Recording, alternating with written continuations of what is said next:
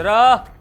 हाँ जी। सुंदरा, मुझे ऑफिस के लिए लेट हो रहा है, मैं निकल रहा हूँ। हाँ वीर, थोड़ी देर रुक जाते तो साथ में डिनर लेकर जाते ना। मैंने तुम्हें बताया ना कि मुझे ऑफिस में डिनर मिलता है, तुम्हें समझ में क्यों नहीं आता? घर का खाना हेल्दी होता है वीर।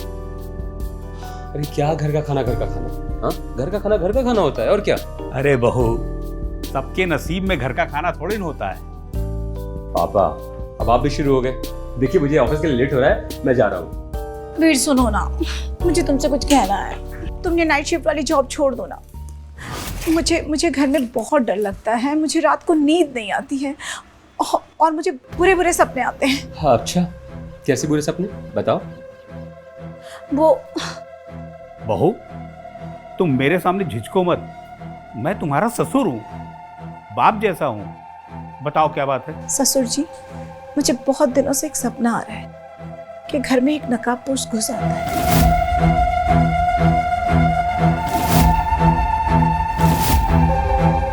और आपको बंदूक की नोक पर रखता है और वो आपको जान से मारना चाहता है। अच्छा, मतलब वो नकाबपोश पापा को जान से मार देता है? शट अप वीर। वीर, ये मजाक का वक्त नहीं है। भगवान न करे कभी ससुर जी के साथ ऐसा हो, उन्हें मेरी भी उम्र लग जाए। अच्छा बहू, तुम ये बताओ कि सपने में आगे क्या होता है? ससुर जी, आपकी जान बचाने के लिए मैं उसे घर में रखा सारा कैश और गहने दे देती हूँ और अच्छा, मतलब तुम ये कह रही हो कि घर के अंदर नकाबपोश आता है और तुम पापा की जान बचाने के लिए सारे कैश और गहने उसको दे देती हो और वो सब कुछ लेकर रफू चक्कर हो जाता है ना? वीर, ये मजाक नहीं है, ठीक है? बात की गंभीरता को समझो। जो मेरे साथ हो रहा है मैं वो तुम्हें बता रही हूँ। बहू, तुम मेरे इस नकारे बेटे की बात पर ध्यान मत दो, तुम आगे बताओ कि सपने में और क्या होता है? वो घर के सारे सामान के साथ। तो आगे बोलो। झिझको मत बहू, बताओ। और साथ में क्या? ससुर जी, उसे घर में रखे गहने और कैश तो चाहिए, बट साथ में उसे। अरे भाई, बोला ना तुम्हें यार, मुझे ऑफिस के लिए लेट हो रहा है, जल्दी बोलो। उस नकाबपोश को और क्या चाहिए? बोलो बहू, चुप क्यों हो गई? उस नकाबपोश को और क्या चाहिए? मेरी इज्जत।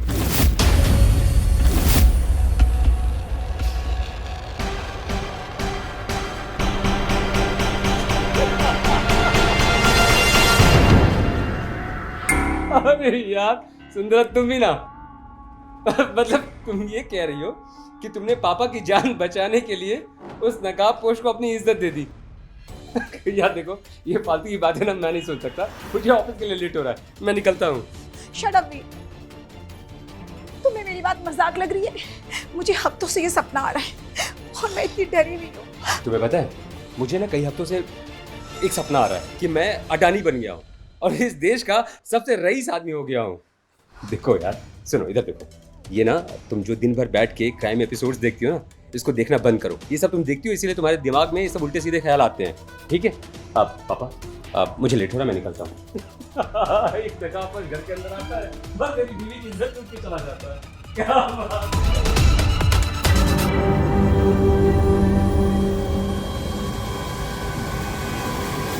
बहू, रो मत, मैं हूं ना तुम्हारी रक्षा के लिए। तुम्हारे साथ ऐसी कोई अनहोनी नहीं होगी। और वैसे भी सपने तो सपने होते हैं, सच थोड़े नहीं होते हैं। एक काम करो, 2 प्याली अदरक वाली चाय बना कर लाओ, हम दोनों साथ बैठ कर पीते हैं। जी, अभी नहीं।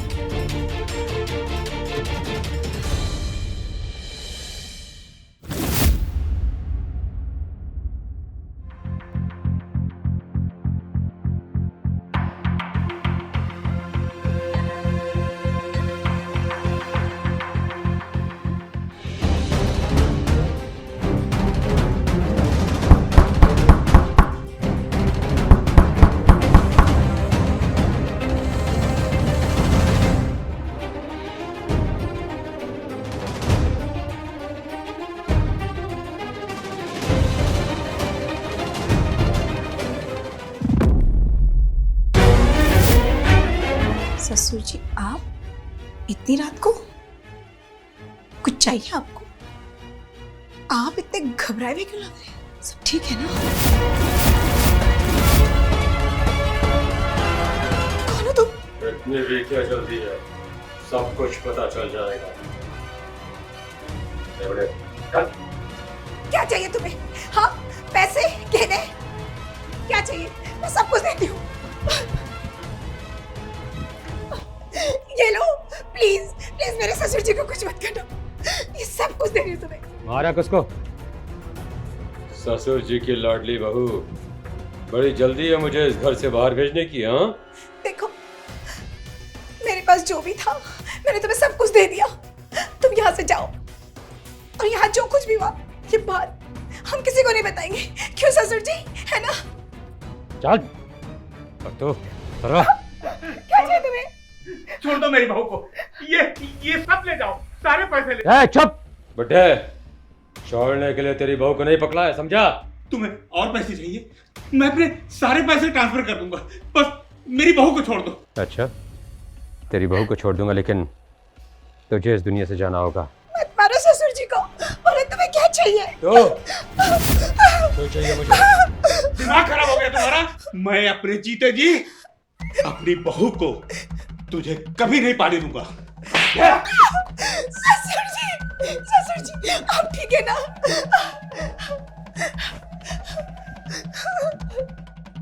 देखो, प्लीज यहाँ से चले जाओ। हम तुम्हें सब दे देंगे, प्लीज चले जाओ। मेरे ससुर जी को कुछ मत कर। बताया ना तुझे कि मुझे तू चाहिए। और हाँ, एक वादा कर कि यहाँ जो कुछ होगा उसके बारे में किसी को नहीं बताएगी। अगर मैं तुम्हारी शर्ट बांध लूं तो तुम यहाँ से चले जाओगे, ससुर जी को छोड़ दोगे।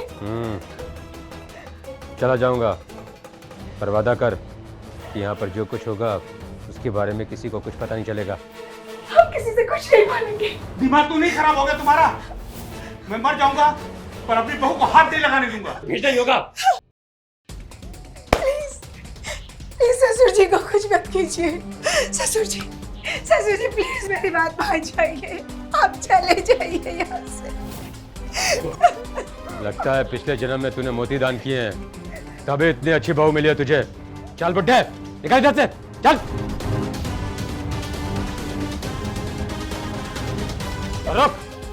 थोड़ी सी भी होशियारी दिखाई और बाहर जाकर पुलिस को कुछ भी बताने की कोशिश की तो तेरी इस बहू का एंड कर दूंगा। चल निकल यहाँ से। बहू, मुझे माफ कर देना। बहू, मैं तुम्हारी रक्षा नहीं कर पाया। बहू, मुझे माफ कर देना। बहू, बहू, बहू।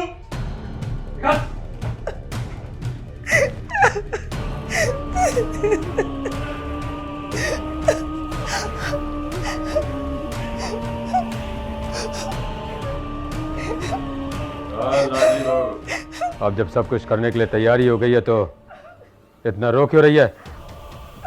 चल, कपड़े उतार।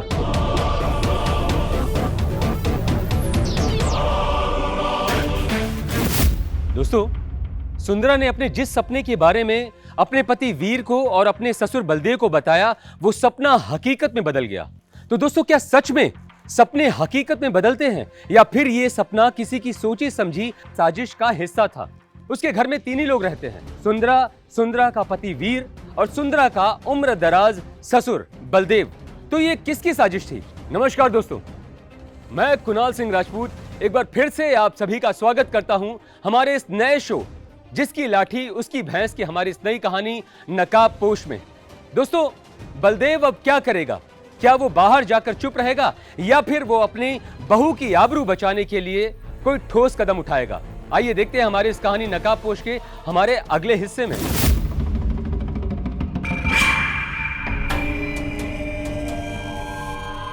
वीर, तुम?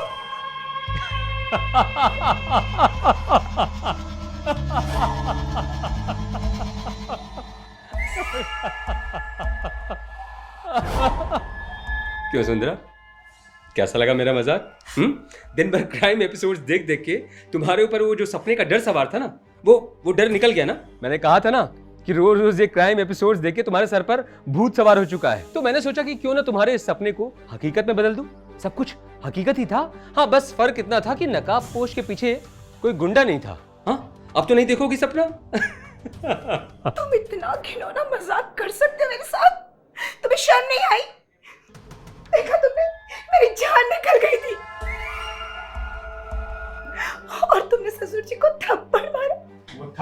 एक नाटक था बहू। वीर ने मुझे पहले ही सब कुछ बता दिया था। बस हम दोनों ये चाहते थे कि तुम्हें समझा सके कि सपने और हकीकत में बहुत फर्क होता है। ससुर जी आप भी इस घिनौने नाटक में शामिल थे वीर के साथ। देखा आपने, मेरी जान निकल गई थी। मैंने आपको बचाने के लिए अपनी इज्जत का सौदा कर दिया था। सुंदरा, देखो हमने जो कुछ किया वो तुम्हारे उस क्राइम एपिसोड्स वाले भूत को उतारने के लिए किया। तुम मुझे नाइट ड्यूटी करने से मना करती थी ना। अब तो तुम्हारे दिमाग में कोई नकाबपोश को लेकर डर नहीं है। अब तो मुझे नाइट ड्यूटी करने दोगी ना। I hate you Veer, I hate you for this। सुंदरा, अब तो रोना धोना बंद करो। देखो आज के बाद न तो तुम्हारे सपने में और न ही इस घर में कोई नकाबपोश आएगा। दोस्तों, सुंदरा ने अपने जिस नकाबपोश वाले सपने के बारे में अपने पति वीर और अपने ससुर बलदेव को बताया, उसके डर की वजह से वो रात भर सो नहीं पाती थी। लेकिन ये सब कुछ उसके परिवार वालों के लिए, मतलब उसके पति वीर के लिए और उसके ससुर बलदेव के लिए केवल और केवल मजाक का एक जरिया बनकर रह गया। उसका ये सपना सपना ही है, हकीकत नहीं। उसे साबित करने के लिए उन्होंने एक खेल खेला। उन्होंने सोचा कि अगर वो खुद नकाब पहनकर सुंदरा के सामने आएंगे तो सुंदरा को ये पता चल जाएगा कि उसका ये सपना सपना ही है, हकीकत नहीं है, और उसका वहम हमेशा हमेशा के लिए टूट जाएगा। तो दोस्तों, क्या ये सपना, मतलब नकाबपोश वाला सपना, सपना ही रहेगा या ये फिर किसी हकीकत का रूप ले लेगा? क्या वीर और बलदेव ने जिस खेल की शुरुआत की, उस खेल का अंत सुंदरा अपनी तरीके से करेगी? क्या मजाक करने वाले किसी खौफनाक हकीकत का हिस्सा बनकर रह जाएंगे? तो आइए देखते हैं हमारे इस कहानी के अगले मोड़ में। ससुर जी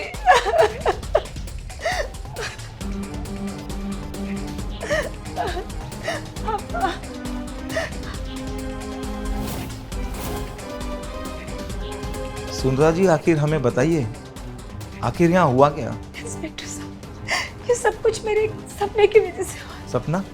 कैसा सपना? बहुत दिनों से मुझे एक सपना आ रहा था।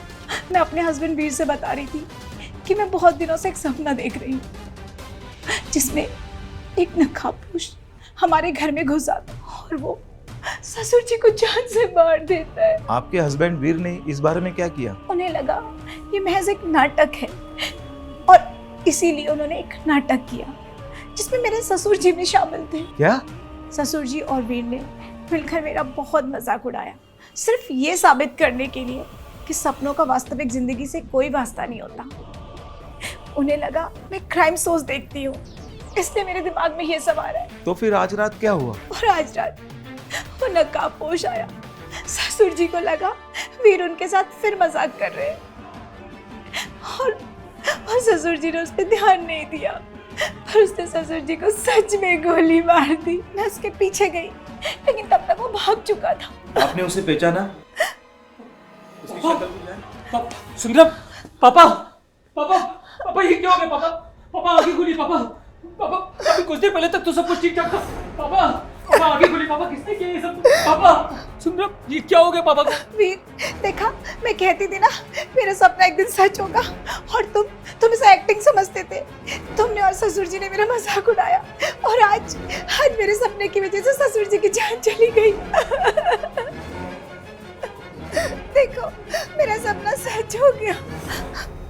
सुंदरा, सब कुछ ठीक हो जाएगा, अब सब ठीक हो जाएगा। देखा वीर, मैं कहती थी ना मेरा सपना एक दिन सच होगा। हेलो, हाँ, कहाँ पर? हम अभी पहुँचते हैं। सुंदरा जी, अभी अभी खबर आई है कि हमारे CPR वैन ने अभी एक नकाबपोश आदमी को भागते हुए पकड़ा है। वो बहुत डरा हुआ था, मानो कोई जुल्म करके भाग रहा हो। प्लीज आप दोनों हमारे साथ पुलिस स्टेशन चलिए और उसकी आइडेंटिफिकेशन कीजिए। सुनिए, इंस्पेक्टर साहब बिल्कुल सही कह रहे हैं। एक काम करते हैं, हम लोग पुलिस स्टेशन चलते हैं, शायद वहीं चलकर पापा के कातिल का पता चल जाए। मैं कैसे पहचानूंगी इंस्पेक्टर साहब? उसने तो नकाब पहना हुआ था और जैसे मैं उसके पीछे भागी वो चला गया। आपने उसकी शक्ल तो नहीं देखी, लेकिन उसकी कट काटी तो पहचान सकती हो। सुंदरा, तुमने कुछ तो देखा होगा कि वो कैसा दिखता है, उसकी कद काठी। अच्छा ठीक है, तुम परेशान मत हो।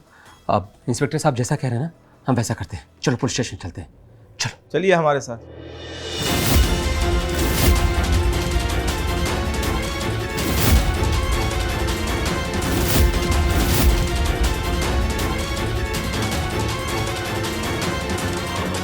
क्या हुआ सुंदरा जी, रुक क्यों गई?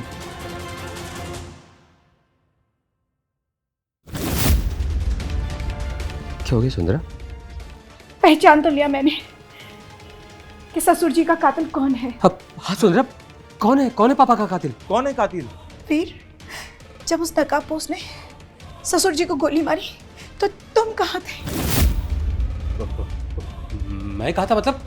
अरे मैं ऑफिस में था, तुम्हें तो पता है ना, तुम ऐसे क्यों पूछ रही हो? वो तो मुझे एक पड़ोसी ने फोन किया कि तुम्हारे घर में गोलियों की आवाज सुनाई थी, इसलिए मैं भागा भागा यहाँ चला आया। अब वीर, देखो तुमने ससुर जी को गोली मारी है। सुंदरा, पागल हो गई हो क्या तुम? अरे क्या नचरा बोल रही हो? मैं अपने पापा का कत्ल क्यों करूंगा? अब देखो उल्टी सीधी बातें मत करो, चलो यहाँ से। वीर, उस नकाबपोश ने यही घड़ी पहनी थी और मैं इसे पहचान गई हूँ। अब तुम बच नहीं सकते हो, तुमने ससुर जी को गोली मारी है। तो सुन, सच बोल, सच बोल। और भी तरीके आते हैं हमें सच बुलाने के। बोल सच। सुंदरा सच कह रही है, मैंने ही अपने पापा को मारा है। किसका नंबर है ये? पता नहीं कौन है जो रोज बार बार कॉल कर रहा है। मैंने तो अपना नया नंबर किसी को दिया भी नहीं है। हेलो, कौन बोल रहा है? क्या रे चूजे, नंबर बदल दिया तो तुझे क्या लगा मैं तुझे ढूंढ नहीं पाऊंगा? अरे आप कल्लन भाई? अच्छा भाई, तेरा ये भाई ना बहुत जल्दी कसाई बनने वाला है। रुक, आज तेरे हाथ पांव तोड़ूंगा। बोल कहाँ हूँ, तेरे घर या ऑफिस? भाई देखिए मेरी बात सुनिए, आपको कहीं भी आने की जरूरत नहीं है। मैं बहुत जल्द आपके पैसे दे दूंगा। कब चुकाएगा पैसे? हाँ, मेरे मरने के बाद? रोज रोज बेवकूफ़ बना रहा है। हाँ, बस पैसा नहीं आ रहा है। भाई मैं सच बोल रहा हूँ, बस मुझे 1 हफ्ते का टाइम और दे दीजिए। 1 हफ्ते के अंदर अंदर मैं आपके पूरे पैसे वापस कर दूंगा। सुन, ये हफ्ते अगर पैसा नहीं आया तो तेरे घर वाले तेरी लाश भी नहीं ढूंढ पाएंगे। और एक बात नोट कर ले, कल्याण भाई अपने बात से मुकरता नहीं है, समझे? हाँ कल्याण भाई, हेलो कल्याण भाई, कल्याण भाई, हेलो। फोन कर दिया तो मुझे कुछ करना पड़ेगा। इससे पहले कि वो कल्याण मुझे मौत के घाट उतार दे, कुछ ना कुछ तो करना होगा।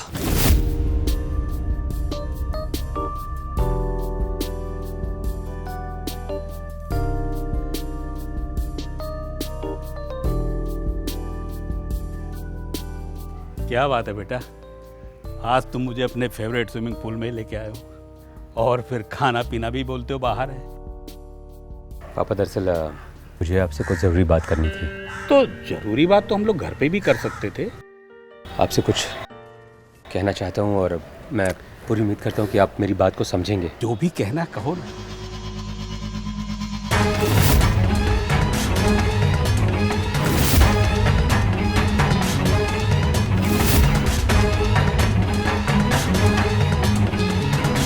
कभी नहीं, कभी नहीं। वो हमारे पुरखों की निशानी है। तूने अपनी कार और साख जुए में नीलाम कर दिया और तू चाहता है कि मैं अपने पुरखों की निशानी नीलाम करके तुझे पैसे दूं? कभी नहीं, 1 रुपए नहीं दूंगा। आप चाहते हैं कि मैं मर जाऊं? अरे मरना है तो अभी मर जा, लेकिन मैं अपने पुरखों की निशानी को नीलाम करके तुझे 1 रुपया भी नहीं देने वाला हूं, समझे? पापा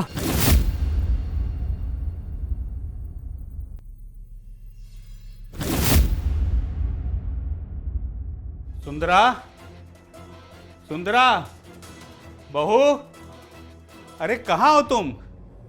ये वीर कहाँ चला गया? बिना बताए लगता है ऑफिस चला गया।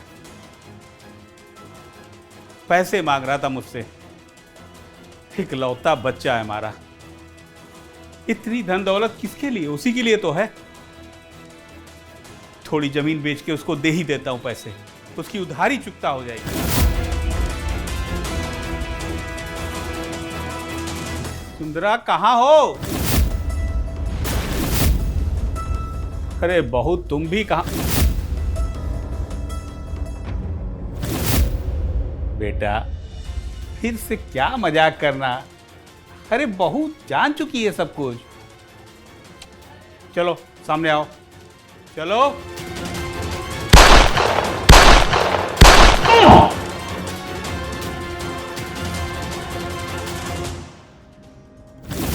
मेरे ऊपर 12 करोड़ का कर्ज हो चुका था। मैंने पापा से पैसे मांगे, लेकिन उन्होंने साफ साफ मना कर दिया पैसे देने से। तो मैं क्या करता? मेरे पास और कोई रास्ता नहीं सूझा। तो फिर तुमने ये क्या किया? हमारी हंसती खेलती गृहस्थी बर्बाद कर दी सिर्फ पैसों के लिए। तुम पापा को कन्विंस करते, वो तुम्हें पैसे दे देते। तुम्हें पापा को नहीं मारना चाहिए था। मुझसे बहुत बड़ी गलती हो गई इंस्पेक्टर साहब। प्लीज प्लीज मुझे माफ कर दीजिए। शर्म आनी चाहिए तुझे। हाँ, बाप को मार दिया तूने। कांस्टेबल, लेके जाओ इसे।